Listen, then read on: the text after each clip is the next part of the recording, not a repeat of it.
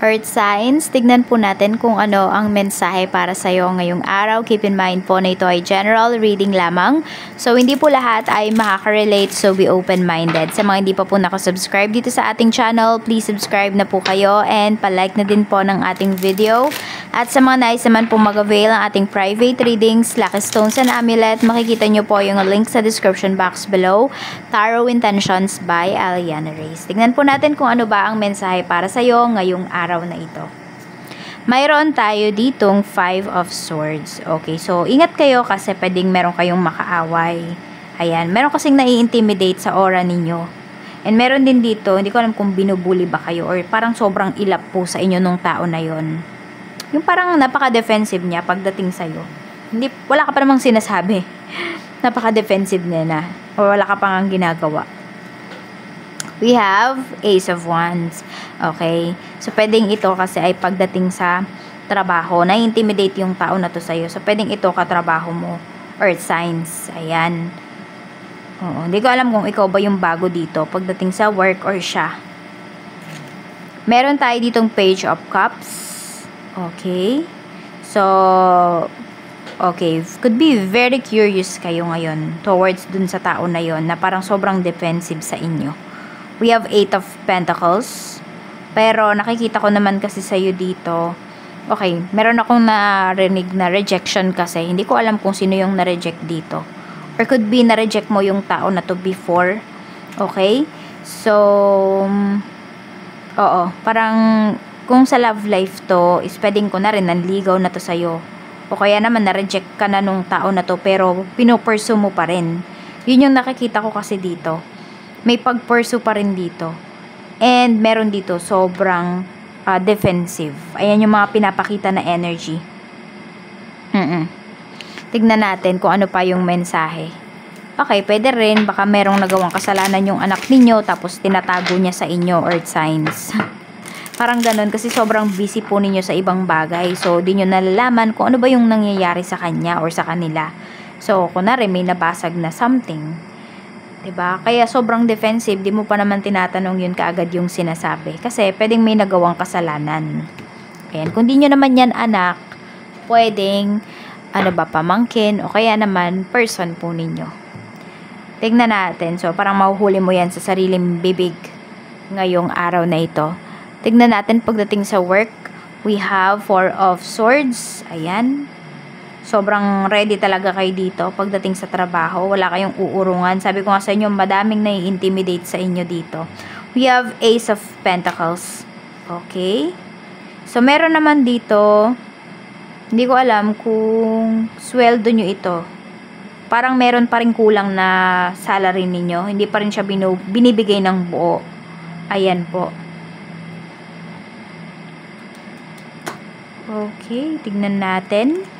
We have 9 of Swords. Hindi ko alam kung kayo to. Kung kayo ba yung nakaka-feel nito na feeling ninyo yung mga binigay ninyo na efforts ay kulang pa. So, nag-expect talaga kayo ng, sabi natin, high standard talaga yung mga expectations ninyo dito sa sarili ninyo pagdating sa trabaho. So, parang kapag,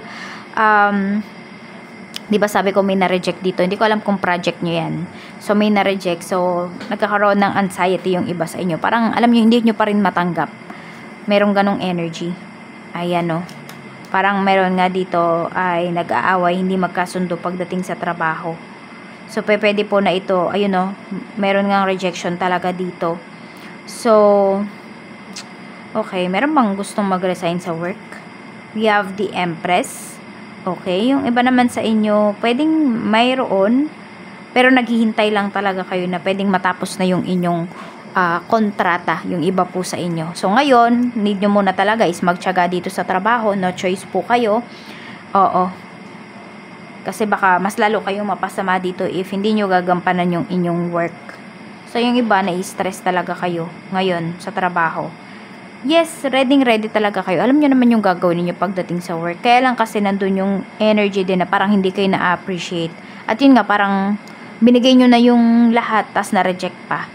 Kaya parang doble yung dagok sa inyo. Doble yung, nararamdaman po ninyo. Na-overwhelm kayo dito. Tignan natin pagdating naman po sa kaperahan. We have the Sun. Ayan po. So, okay naman yung money ninyo. Ayan, kayo ba naghahawak ng pera ninyo? Kayo ba yung nagmamanage? Yes, marami po sa inyo kayo yung nagmamanage ng inyong kaperahan. So, nagiging practical talaga kayo dito. Naglalabas lang talaga kayo ng enough budget for your daily expenses. We have 9 of Pentacles. Marami sa inyo is workaholic talaga, earth signs. Yan yung pinapakita dito na energy. Marami po talaga sa inyo. Ayan. So, nakikita ko naman dito na yung iba sa inyo, okay yung finances ninyo. Pero, meron kayong mga pinag-iipunan. Ayan. Actually, maraming naiinggit po sa inyo pagdating sa pera. Or, sabi natin, pagdating sa buhay po ninyo talaga. Parang iniisip nila wala kayong problema in terms of finances. Marami talaga sa paligid mo, earth signs. Tignan natin pagdating naman sa negosyo.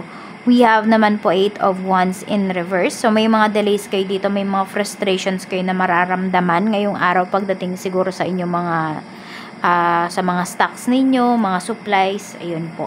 So, parang may pagmamadali din. Yan, parang meron kayong tinatawagan, tas minamadali ninyo, uy, bilisan nyo, ganito, ganyan, kailangan na yan. So, medyo aligaga yung iba sa inyo ngayong araw. Agitated yung iba sa inyo ngayong araw na ito. The Hermit. Okay. So, you try naman to calm down ngayong araw na ito.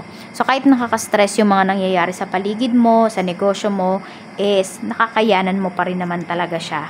Nakokontrol mo pa rin yung emotions mo. We have strength. Ayan po. Okay. So, feeling nyo kasi, actually, iba sa inyo, yes, nakokontrol niyo. Pero, nafe-feel niyo na parang meron kayong pagkukulang dito. Sabihin natin, baka kasi may nakaligtaan po yung iba sa inyo, kaya naghahabol kayo ngayon. Di ko alam kung may order ba kayo na nakalimutan. So, parang, ayun, kaya sobrang bilis ng kilos ninyo ngayon kasi kailangan yung tapusin yan dahil pwede po na maaga talaga siya kukuhanin. Kaya, i-double, i-triple check nyo po. Ayan, so, napaka-demanding pa naman nitong client mo na ito. So, mukhang may pagmamadali kayo ngayon dito. So, yan. Tignan natin kung matatapos mo ba yan. Mabibigay mo naman ba ng maayos sa kanya? Meron tayong the Chariot. Yes, magiging successful naman po yan. Magiging okay yan. So, kailangan lang talaga mag-focus po kayo ngayon dun sa gagawin ninyo. Wag dun muna sa emosyon. Kasi lalo kayong maaligaga. Pagdating naman po sa love life, sa mga single, we have the Moon. Ayan. So, marami dito na mga single natin is may takot talaga kayo dito. Ayan po. Tapos kasi ginagamit nyo na din talaga yung isip ninyo and your intuition pag kayo ay may kinikilalang tao. Ayan. So some of you, meron kayo dito, could be getting to know stage pa lang kayo ng tao na ito. So, may uncertainty pa, no? Hindi pa kayo talaga totally doon sa person na yon, diba? Yung nafe-feel ba ninyo? Meron tayong Knight of Wands pagdating naman sa mga in a relationship. So, ayan. Di ko alam kung meron kayong magkikita ba kayo ng person mo ngayon. Ayan. Some of you, nakita ko pa dito, pwedeng sinusundo pa po kayo sa work. Ayan. Makulit yung person mo ngayon. May pagka-impulsive din siya as of this time. So, baka bigla na lang kayong kung saan mapadpad nitong person mo. Baka meron kayong biglang puntahan. Meron tayong King of Wands para naman po sa mga mag-asawa. So, okay. Hindi ko alam kung may business kayong mag-asawa. Ayan po. Or may business ba yung asawa mo? Kasi nakikita ko dito, kung ano man po yung earth signs, no? Kung ano man po yung business ng asawa mo, supportan mo siya kasi lalago talaga yun. Oo. Meron talaga siyang natural charm at kayang-kaya niya talaga. Yung mga vision niya, okay, siguro meron din talagang vision yung asawa mo. So, pwedeng meron siyang psychic gifts. And, nakikita ko din dito, or pwede rin naman ikaw yun, earth signs, no? So, nakikita ko kasi dito kung ano yung mga plans niya talaga. Magwo-work out talaga yun. Need niya lang is suporta mo. Ayan po, earth signs. We have 8 of Cups. Okay. So, ayun. Sabihin natin, kung meron man dito na bigong sabihin natin, nabigo ngayon, doon sa mga plinano ninyo. Okay. So, alam nyo na yung gagawin. Diba? Let go nyo na yan. And, kailangan talaga isuporta. Ayan po. Huwag kayo doon sa mga tao, huwag kayong dumikit doon sa mga tao na hindi naniniwala sa inyo, earth signs. Doon kayo dumikit sa mga tao na kahit wala pa kayo napapatunayan, is pinapalakas yung loob ninyo. doon mo makikita na concern talaga sa'yo yung mga tao na yan. At gusto ka talaga nilang magtagumpay.